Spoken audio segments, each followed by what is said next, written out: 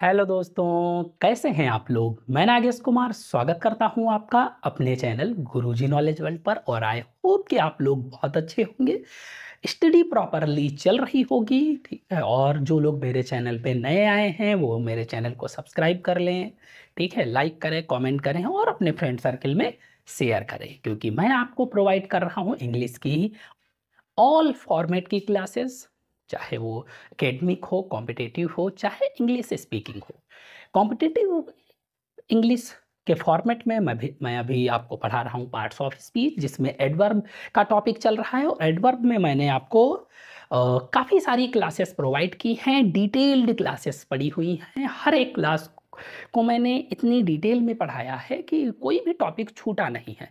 अभी मैं आपको पढ़ा रहा हूँ पोजीशन ऑफ एडवर्ब, जिसमें मैंने आपको एक क्लास प्रोवाइड की थी इससे पहले, और आई होप कि उस क्लास को आपने अच्छे से समझा होगा। उसके आगे ही आपको कुछ और बताना है कि पोजीशन ऑफ एडवर्ब में और क्या क्या होता है।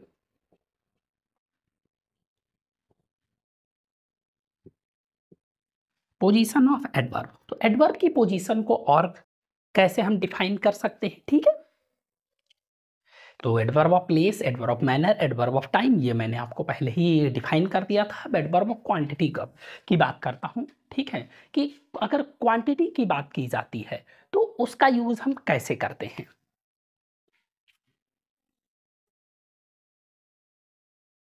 एडवर्ब ऑफ क्वांटिटी, तो एडवर्ब ऑफ क्वांटिटी का क्या होता है, ये ऐसे जो एडवर्ब क्वांटिटी का यूज जो है उन्हीं वर्ड्स के साथ में किया जाता है जिनकी ये विशेषता बताते हैं, का यूज। ठीक है,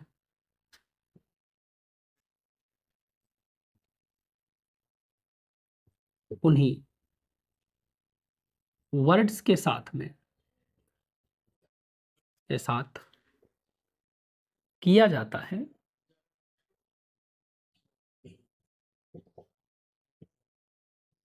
जिनकी ये विशेषता बताते हैं, यानी जिनको ये क्वालिफाई करते हैं उन्हीं के साथ में इनका यूज करते हैं।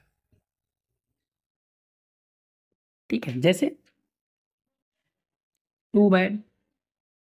ठीक है, तो टू है, टू क्या है, वर्ड है, यानी एडवर्ब है। और बैड क्या है, इसकी विशेषता बता रहा है, टू बैड, वेरी डिफिकल्ट, बहुत ज्यादा कठिन। ठीक है, क्वाइट राइट। इस तरीके से तो जिसकी विशेषता बताते हैं उन्हीं वर्ड्स के साथ में इनका यूज किया जाता है, और इसमें कुछ नहीं। मेन इसमें क्या है, एक एक्सेप्शन दिया हुआ है, एक एक्सेप्शन यानी अपवाद। और वो अपवाद क्या है, इनफ है। ठीक है, इनफ, इनफ क्या है, ये एक अपवाद है।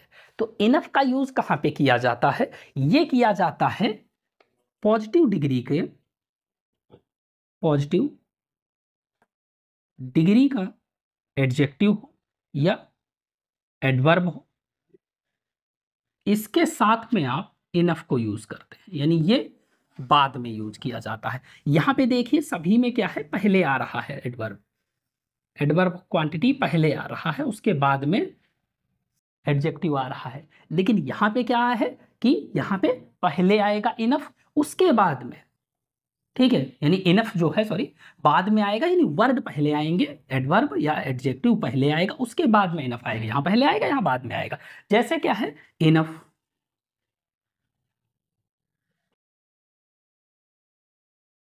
इनफ इंटेलिजेंट, यानी भाई, सॉरी, क्या बता दिया, ये गलत है। क्या है, इसको लिखेंगे इंटेलिजेंट इनफ, पॉजिटिव डिग्री का है ना। क्लेवर इनफ, पॉजिटिव डिग्री है, देखो ये पॉजिटिव डिग्री में है, ये भी पॉजिटिव डिग्री में है। और लकी इनफ, कोई जी, देखो लकी भी क्या है, पॉजिटिव डिग्री में है। Positive degree, positive degree, positive degree, तो पॉजिटिव डिग्री के बाद में इनफ, पॉजिटिव डिग्री के बाद में इनफ, पॉजिटिव डिग्री के बाद में इनफ, इनका यूज किया जाता है। और दो चार, जैसे मान लो काइंड हो गया, काइंड इनफ, ठीक है, ऐसे करके मतलब अगर एक्सेप्शन क्या है, इनफ का पार्ट अगर आता है तो इनफ जो है वो अपने से पहले एडजेक्टिव या एडवर्ब को ले लेता है, खुद बाद में आता है, आएगा उसी के साथ में जिसकी ये विशेषता बता रहा है, लेकिन इनफ बाद में आता है। बाकी जितने भी एडवर्ब हैं, एडवर्ब ऑफ क्वांटिटी, वो वर्ड के पहले आते हैं। चाहे तो आप इसका भी स्क्रीनशॉट ले सकते हैं। क्लियर?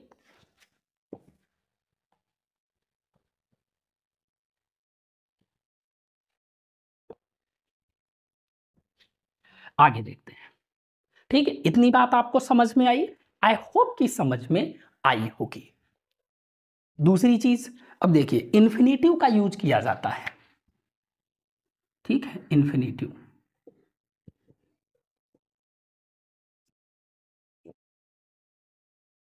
इन्फिनेट, तो इन्फिनेटिव के केस में क्या होता है, 2+v1 आता है। इन्फिनेटिव क्या होता है, ये होता है 2+v1। तो इसमें कंडीशन ये है कि इसको तोड़ के एडवर्ब का यूज नहीं किया जाता, यानी इसको तोड़ा नहीं जाता है।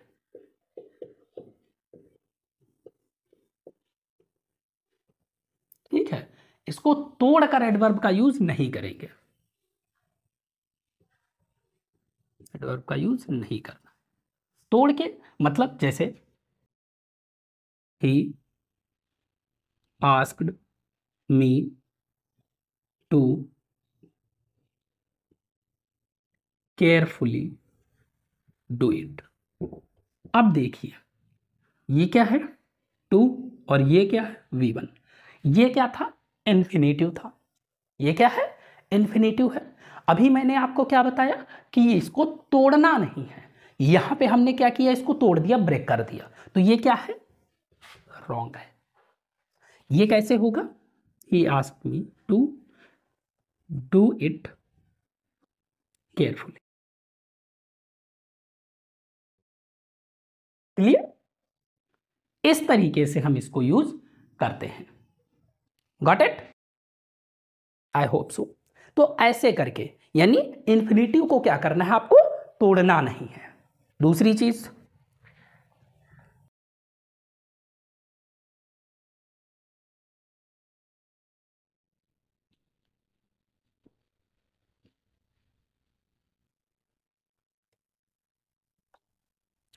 और एक चीज मैं और आपको बता चुका हूं कि अगर जैसे अभी सेल्डम, नेवर और ऑफन का मैंने यूज बताया था, तो अगर इसी क्रम में अगर आपको आ जाए कि दिया हो स्कार्सली, हार्डली, रेयरली, अगर ये वर्ड्स भी दिए हों, ऑल, ये भी कैसे यूज होते हैं, ऑलवेज,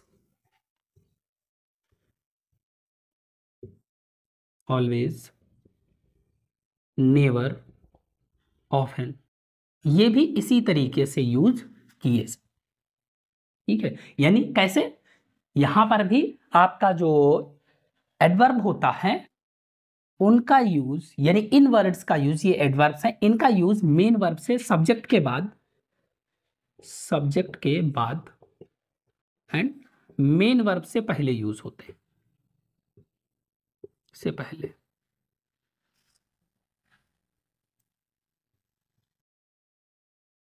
मेन वर्ब से पहले, जैसे ही हार्डली रीच देयर, वह मुश्किल से वहां पहुंचा। ठीक है, इस तरीके से आप इसको यूज करते हैं। जैसे मान लिया, या सी नेवर लिसेंस टू मी। ठीक है, सी नेवर लिसेंस टू मी, इस तरीके से। तो हार्डली, नेवर, इनका यूज कहाँ यूज हो रहा है, मेन वर्ब से पहले और सब्जेक्ट के बाद में करते हैं। Got it?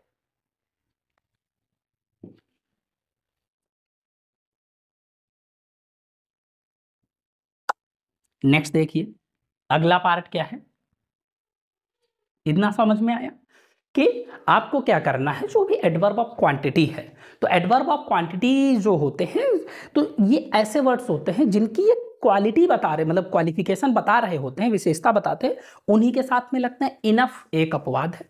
ठीक है, कि ये वर्ड्स क्या होते हैं कि जो एडजेक्टिव होते हैं या एडवर्ब होते हैं उनसे पहले आते हैं, लेकिन इनफ क्या होता है, ये वर्ड्स के बाद में आता है, क्वालिफाइंग वर्ड्स के बाद में यूज किया जाता है। इन्फिनेटिव को तोड़ नहीं सकते आप, इन्फिनेटिव को तोड़ेंगे नहीं, इन्फिनेटिव के बाद में आप एडवर्ब का यूज करेंगे। और hardly, scarcely, rarely, always, seldom और ऑफन, ठीक है, नेवर, इन वर्ड्स में क्या है, ये ऐसे एडवर्ब हैं जिनको यूज किया जाता है मेन वर्ब से पहले और सब्जेक्ट के बाद में। I hope got it.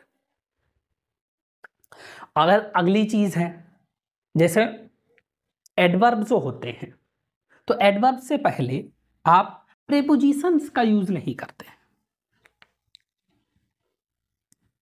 यानी एक ये भी कंडीशन है कि एडवर्ब से पहले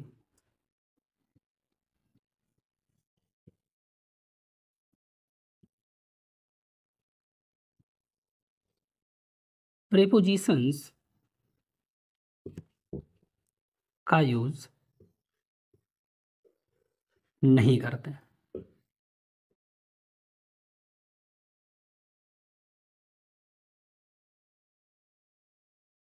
ठीक है, यानी प्रीपोजिशन अगर आ जाता है तो वो क्या होगा, रॉन्ग होगा। जैसे सेंटेंस है, he listen to me with carefully. अब यहां देखिए, एडवर्ब से पहले यहां पे क्या आ गया है, प्रीपोजिशन का यूज हुआ है। और मैंने अभी क्या बताया, ये कंडीशन क्या है कि एडवर्ब से पहले प्रीपोजिशंस का यूज नहीं करते हैं, तो ये क्या है, रॉन्ग है। इसका राइट क्या होगा, he listen to me carefully, ये राइट होगा। क्लियर, ये आपका फोर्थ रहा। तो ये कुछ ऐसे एडवर्ब्स थे जिनका आपको प्लेस जो है, पोजीशन जो है, वो क्लियर होनी चाहिए कि कहाँ पे कौन से एडवर्ब का यूज आप करते हैं, उसकी पोजीशन क्या होती है, क्योंकि पोजीशन से कई सारे एरर्स बन जाती हैं। ठीक है, जिनका यूज आपका एग्जाम में एरर्स में दिया जाता है, एरर डिटेक्शन में आपको एक पैरा मिल जाता है, ठीक है, सेंटेंस, और उसमें इन्हीं सारी चीज़ों का इधर से उधर पोजीशन करके आपको एरर दे दी गई, क्वेश्चन दे दिया गया।